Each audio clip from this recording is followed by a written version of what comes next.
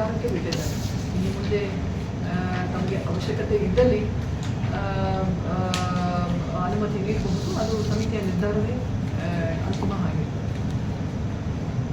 ತಾತ್ಕಾಲಿಕವಾಗಿ ಸಮಿತಿಯ ಅನುಮತಿ ಇಲ್ಲದೆ ಅಥವಾ ಇನ್ನು ಮುಂದೆ ಪೂರ್ವಾನುಮತಿ ಇಲ್ಲದೆ ಆ ತರಹ ಯಾವುದೇ ಕಾರ್ಯಕ್ರಮಗಳಾಗಲಿ ಅಲ್ಲಿ ಬಂದು ನಿಲ್ಲೋದು, ಮತ್ತು ಅಲ್ಲಿ ಪಾರ್ಟಿಗಳು ಸಭೆಗಳನ್ನು ಮಾಡೋದು ಅಥವಾ ಫೋಟೋಶೂಟ್ ಅಥವಾ ಇತರ ಕಾರ್ಯಕ್ರಮಗಳನ್ನು ನೆರವೇರಿಸೋದು ಅಲ್ಲಿವರೆಗೂ ಸಮಿತಿಯ ನಿರ್ಧಾರ, ಸಮಿತಿಯ ಪರವಾನಗಿ ಇಲ್ಲದೆ ಅದೆಲ್ಲ ಮಾಡಬಾರ್ದು ಅಂತ ನಾವು ಸೂಚನೆ ಕೊಟ್ಟಿದ್ದೇವೆ. ಕಮಿಟಿ ಫಾರ್ಮ್ ಆಗಿದೆ. ಈಗ ಸಮಿತಿಗೆ ಆಲ್ರೆಡಿ ನಾವು ಸಭೆಯನ್ನು ತೆಗೆದುಕೊಂಡು ಸಮಿತಿ ಹೇಗೆ ಇರಬೇಕು, ಯಾರೆಲ್ಲ ಇರಬೇಕು ಅಂತ ಆಗಿದೆ. ಅದರ ಆದೇಶ ಹೊರಡಿಸಲು ಬಾಕಿ. ಅದು ನಿಜ. ಯಾಕಂದ್ರೆ ಅಲ್ಲಿ ಒಂದು ಗ್ರಾಮ ಪಂಚಾಯತಿ ಇದೆ. ಆ ಗ್ರಾಮ ಪಂಚಾಯತಿಗೆ ಪಾರ್ಕಿಂಗ್ ವ್ಯವಸ್ಥೆಯನ್ನು ಮಾಡಿಕೊಳ್ಳಿಕ್ಕೆ ಅವರಿಗೆ ಅವಕಾಶ ಮಾಡಿ ಹೇಳಿದ್ದೇವೆ, ನಿರ್ದೇಶನ ನೀಡಿದ್ದೇವೆ. ಯಾಕಂದರೆ ಅಲ್ಲಿ ರಜಾ ದಿನಗಳಲ್ಲಿ ನೂರಾರು ವೆಹಿಕಲ್ಗಳು, ಕಾರ್ಸ್ ಮತ್ತು ಮಿನಿ ಬಸ್ ಮತ್ತು ಈ ಥರ ಎಲ್ಲ ಬರ್ತಾ ಇರುತ್ತೆ.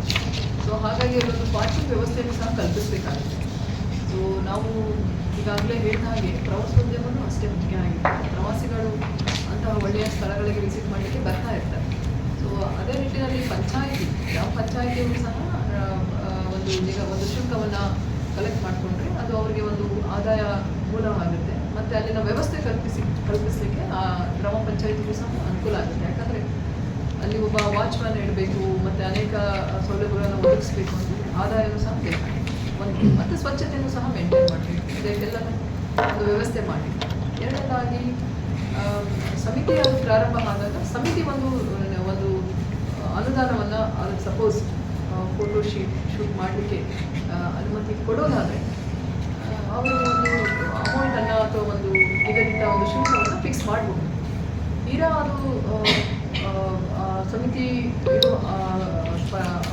ಏನಾದರೂ ಪರ್ಮಿಷನ್ ಕೊಡೋದು ಅವಶ್ಯಕತೆ ಇಲ್ಲ ಅಥವಾ ಬೇಡ ಅಂತ ಅನಿಸುತ್ತೆ, ಸಮಿತಿಯ ನಿರ್ಧಾರ ತೆಗೆದು.